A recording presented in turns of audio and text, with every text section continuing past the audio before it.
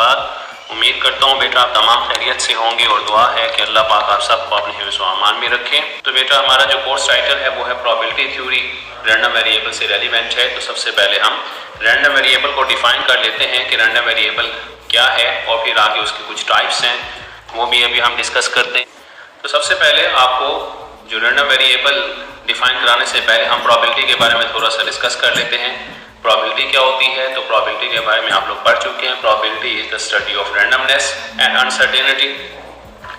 यानी प्रोबेबिलिटी को अगर हम डिफाइन करें तो प्रोबेबिलिटी क्या होता है? Probability means uncertain events. ठीक है, तो यानी किसी भी चीज़ के रोनुमा होने को हम कहते हैं कि वो प्रोबेबिलिटी है। अब वो प्रोबेबिलिटी जो है क्या है, जैसे कि आपको एग्जाम्पल से अगर हम स्टार्ट करें तो हम कह सकते हैं कि बारिश जो है वो 2 घंटे तक रहेगी। अब ये मुल्तान का मौसम कल खुशगवार होगा, या फिर एक शख्स जो है वो रोड पे जा रहा है, हो सकता है कि उसको अटैक हो जाए। तो ये सारी जो है ना प्रोबेबिलिटीज़ कहलाती हैं।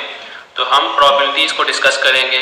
Set, subsets, random experiment, mutually exclusive events, equilateral events और sample space.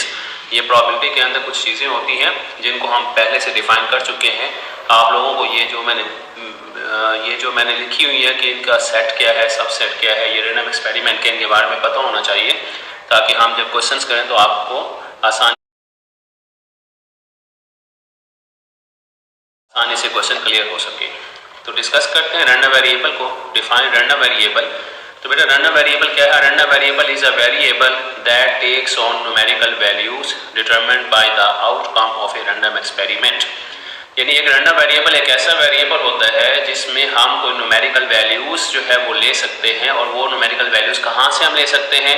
By the outcomes of a random experiment. किसी भी रैंडम एक्सपेरिमेंट के जो आउटकम्स होते हैं उनकी न्यूमेरिकल वैल्यूज को डिफाइन कराते हैं किसके अंदर? रैंडम वेरिएबल के अंदर।